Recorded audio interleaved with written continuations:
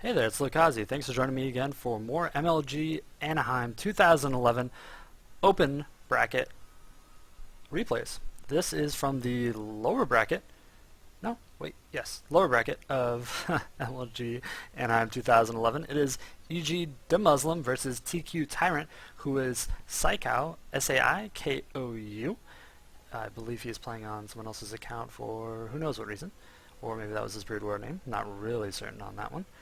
It is Japanese, so who knows about that.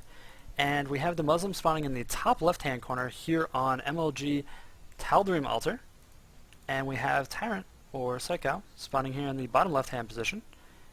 And this is the lower bracket round 7, so pretty far along in the lower bracket. I believe there's only 9 rounds. Yeah, 9 rounds in the lower bracket before it turned back into like the lower bracket championships. So pretty out of the open tournament, that is. It turned into the championship bracket. So pretty well done there by the players so far. And there are quite a few big names left at this point in the tournament. There's like Duckload White Raw, QXC, the Muslim, you know, lots of high caliber players left in the open bracket at this point, left to face off against each other. And we actually saw a really interesting opening right now out of the Muslim while I was talking about that. He looks like he cut an SCV or two to go for a very fast barracks, like an 11 racks, as well as an 11 or 12 refinery, which is a really interesting build. It leads me to believe he's going to be going with some type of Reaper play, because he's getting that tech just so fast, and he's also hiding this barracks. If it was like some type of factory tech or anything like that, or like fast Banshee for some reason, by cutting drones or cutting SCVs that is, I believe he would have placed the barracks up here at this wall end, but since he didn't, it's definitely some type of Reaper shenanigans, especially because this tech lab is now going down. I can't imagine him doing like a tech lab expand. I think he's going to put a lot of pressure on the Zerg player here. Now he is moving a SCV down here around at the expansion that is about halfway done of Saikou. And yes, there it is. He's dropping a bunker right there. So there's going to be a proxy Reaper in a bunker. A proxy bunker with a Reaper in it, I guess I should say. Very old school, really. That was extremely popular in before 1.1 when they nerfed Reapers very badly.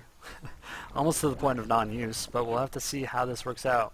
And a really interesting play. A couple high caliber Terran players are still using Reapers and experimenting with them quite a bit, like past the harassment point, at least at the beginning of the game. In the NASL, there's actually a game with QXC where he used 4 Reapers and elevated them up and down to kill like a whole bunch of Zerglings. It was really entertaining to watch, and that was at the beginning of NSL Season 1, so kind of interesting here. We see actually all 3 of the Muslims' SCVs that were brought over here for repairing this bunker are attacking this hatchery, and they're actually moving along pretty nicely here. We see the first reaction out of Saikou here. He has 3 sets of larvae turned into Zerglings, a Spine Crawler, which is the proper response to a bunker with Reapers in it, being produced. Quite a few Zerglings here now. Looks like they're going to poke up. They're testing to see if those SCVs were actually on attack, like a move command, or if they're actually attacking specifically on the hatchery. If they're on a move, they would have actually turned to those Zerglings and pulled off, which would allow for an easier surround, but the Muslim actually had them attacking the hatchery specifically, which does look like it's going to go down, though the Reapers are now working on this Queen, which is interesting. I think they should still be focused on the hatchery. Now, these Zerglings are moving around. Good pull-in of another pull-in of an SCV. Wow, he actually does not lose a single unit to that. That was impressive. He pulled the SCVs in and out. 3rd Reaper showing up here. It's going to jump on in there. The hatchery does go down. Very nicely done. And in the meantime, he expanded behind this. He has a command center and a factory coming up, as well as the 2nd refinery, which leads me to believe some type of factory play coming up, or straight into more harassing units like Banshees. Maybe Blue Flame Hellions. Could see that too with this factory. He needs to set up a wall, though, as the Zerglings are going to get into his base. He leaves a gap right there. Even if that tech lab had been started, there would still be a gap. And we'll have to see if Saikou can do enough damage on these SCVs. 1 going down, 2 going down, and the Reapers are now here to save the day. So 3 Reapers fending off all of those Zerglings. In the meantime, back here at the expansion, it still hasn't dropped back down yet, despite the fact that the Reapers have left. And the last of that is getting finished up. There's still not a complete wall, and there's a gap there. Looks like that bunker was salvaged. That was its salvage noise. So he loses 25 minerals out of the salvage. Out of the 100. He lost 25. He got 75 back. And he lost 3 SCVs for picking off a hatchery, a spine crawler, though it might have been cancelled and drone died, and quite a lot of zerglings, which of course is opportunity cost in drones. So very good, solid opening out of EGDeMuslim here. He made an expansion behind it, and he's actually making another expansion behind that before laying down any more tech. Looks like he had something started, maybe blue flame. Now looks like he's switching to siege tanks. Siege tanks, of course, are a really good choice in this position, and these Reapers are getting their nitros. Yeah, their nitros just finished. These are nitro Reapers. It's been an extremely long time since I've seen those. And really is a 1.1 or pre-1.1 throwback here. We have another factory going down, so it does look like it's going to be some type of heavy factory play, which makes sense why he picked up these 2 refineries and hasn't dropped a starport, of course. Of course, it's going to be a heavy factory. There's nothing off Raxes that use that much gas. Besides maybe Ghosts, but no tier 3 yet out on the field for the Zerg, so Ghosts are not that great. And we have the Spine Crawler getting picked off, not cancelled. Another 150 minerals lost there, actually. Pretty good hit for these Reapers. They are doing really well here. And they are kiting and shooting the bejesus out of this Queen, who is getting kind of low. Another drone lost. Zergling's in position there to prevent a jump down, and actually losing one of those Reapers a little unnecessarily to that Queen, and they're now going to scoot around and maybe... Nope, Queen's not really... There they go, getting some good tickles on it.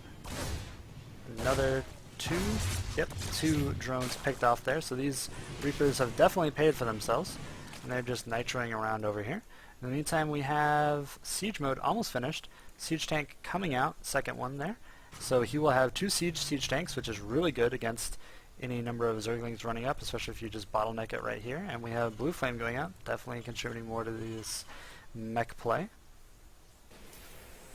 The 3rd command center is up, so there is a massive amount of SCV production, 3 at a time, just an obscene amount, and only on 1 base. He's got to be really heavy. Yeah, he's really heavily saturated on those minerals. He's at 39 SCVs working off 8 mineral patches. That's some ridiculous saturation. This Marine is not happy about his lot in life, and he gets picked off by quite a few Zerglings, though, to be fair, he baited quite a few to their deaths to those siege tanks, so his life was a worthwhile sacrifice.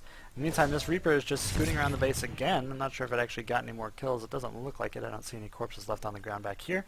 And Saikou is trying to come back into this game. He's been droning extremely hard. He actually got up to 40 drones there. He's now building more production buildings, or protective buildings, and production buildings. A Baneling Nest was finished here, which was very likely scattered by that Reaper who was hopping around. But EGDeMuslim's in a good position as far as that goes because he has siege tanks already. So those are very good versus Banelings. That's splash damage. And we have 2 more factories going down actually, so this is just a massive factory play coming out of EGDeMuslim here. Saikou scouting around, trying to see if there was a 3rd going down over here.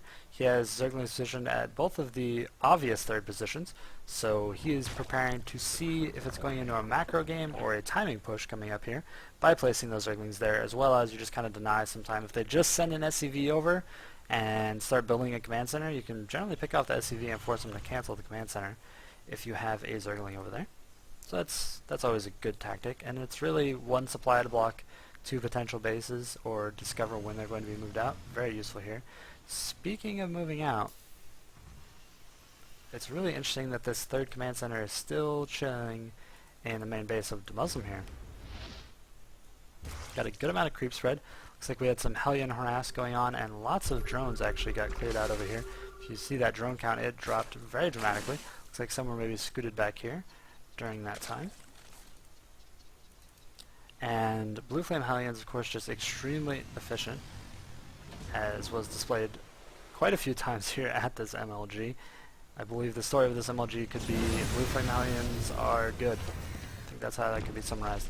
We have more Blue Flame Hellions moving across the field here. And the worker disparity is growing even more.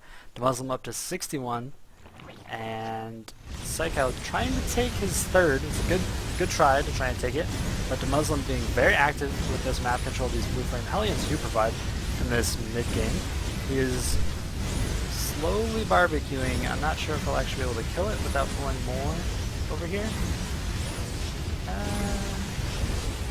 Yeah, he's slowly killing it with these blue flame Hellions, and these two that just rolled up, this will be enough to kill it off. Cancel going down there, so did not lose too many minerals, just a 50 plus the cancellation fee. And these roaches tickling these Hellions as they run past, but they are very slow and they are off creep, so these Hellions are going to get in. Oh, 4 more roaches just popped out, picking off 1, 2, 3 more Hellions, so there are 4 back here. Let's see how much damage these can do, getting 3, 4, 5, 6, 7, 8, 9, 10, 11, 12, 13, 14, 15, 16, 17, 18, yeah. 19, 20, 21, 22, just so many workers, 23 even, 24, wow, 2 more workers there at the end. 24 looks like drones roasted there in that exchange. Meanwhile, Tyrant Saikou is just constantly droning. He can't do anything else. He has to just keep droning to try and keep his count up. He is at 39, however, compared to the now 71 of EGDeMuslim. EGDeMuslim really holding on to this lead economically, and he has so many SCVs. 71 is very oversaturated for 2 base, especially when some of the minerals are gone from the main. And EGDeMuslim moved up and cleared out that expansion. He's now going to be dropping his orbital over here when he realizes that all of those are long distance mining, I'm sure. And that Zergling did see it going down, so he knows that the third is going up, and he knows that he is getting further behind. So Saikou has to make something happen, as well as holding off this aggression. There's a lot of blue flame Hellions out here on the middle. It looks like 9, along with 8 siege tanks, with siege mode, 9 siege tanks, 10 siege tanks, and a Thor. That Thor is there kind of for the full so a lot of gas has been spent on roaches. Each other, but one goes down and the second very quickly follow. Roach speed's still not finished. These are slow roaches. Scans going down, trying to pick up as many as possible as he slowly pushes towards the expansion. Muslim has a good deep tank line. Looks like there are four deep of tank lines. Really good. Really helps with those Williams and Bayonet going. These blue flame Hellions are again going to move up and start the second part of the mineral line. There's so much damage done by blue flame Hellions in this game. And the drones are like, you know what, we're going to fight back because we're going to die anyway. And that entire mineral line roasted. It was in the 40s, and now it is in the 20s for the number of drones. And this game is all but over. 71 SCVs to 25 drones. Just constant blue flame and getting with Reaper harassment. And the first Mutalisks are out on the field here. Quite a good influx of Mutalisks actually. We have 10 out on the field right now, which is more than enough to take out the Thor. And all these blue flame Hellions and siege tanks need to get to doing what they need to be doing, or they are, there they go, roasting the mineral lines. And the drones do get us around, and the Mutalisks are picking them off, but I'm not sure, very few drones survive. It's down to 13 drones here on the field. The rest of those tanks cleared up. So there's now 13 Mutalisks versus a Thor, 4 Marines, and 71 SCVs. So actually a pretty... This is a winnable situation with this many Mutalisks, to be honest. You just roll up and camp in the production line, or the production buildings, and you can actually pick off anything coming out, though it will take a while. And there are now 2 Thors out on the field, quite a few Hellions, and there are missile turrets up in the mineral line, so that's going to be a very cheap harass there. And I do not think it's going to be able to box these Thors well enough with 3 out on the field now. Yeah, it does not look like it. 1 Thor going down for 3 Mutalisks, and quite a few in lower HP. And these Mutalisks realize that they are not going to be able to do a lot of damage to these mineral lines, as there are well-placed turrets here. And they're bunched up. Oh, they take a large shot off of that Thor. Wow, that was a lot of damage dealt on that volley. And we just have so many SCVs mining everywhere. We just have dancing command centers floating around the map, going for the 4th and 5th locations here. For EGDeMuslim, not slipping on that macro at all. The third is finally up for Saikou, which is technically a second, now that the official second has fallen. And the third base going down in the bottom right hand position. I'm not sure EGDeMuslim is going to let him get back on his feet, however.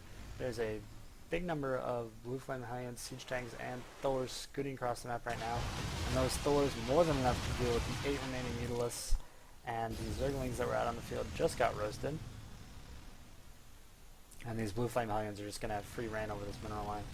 Mutalisks are out on the field, they are striking around, and they fly right over all the Thors. GG called, and Saikou leaves the game, giving the first game to EGDeMuslim in this best of 3 series in the lower bracket of the Open tournament at MLG Anaheim 2011. This was Lokazi casting for you. If you enjoyed my commentary, my casting, and want to subscribe to me on YouTube, you can find me on youtube.com/Lokazi, which is Lokazi.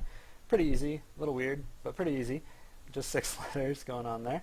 You can also find me at twitchtv.com/Lokazi. Of course, the new gaming website offshoot of Justin TV, specifically for gaming, which is fantastic. Great boost to the esport, the community. As well as I'd like to thank MLG for giving casters the opportunity to cast these games, even though they were not released as replays. Giving us casters the opportunity to cast these games is fantastic and a really great service for the community. We really appreciate it. And I will catch you guys in the next game, which will probably be on Dual Site, if I'm not mistaken. I believe that was the second game for the losers bracket, is what they were supposed to play on. So we will have to see.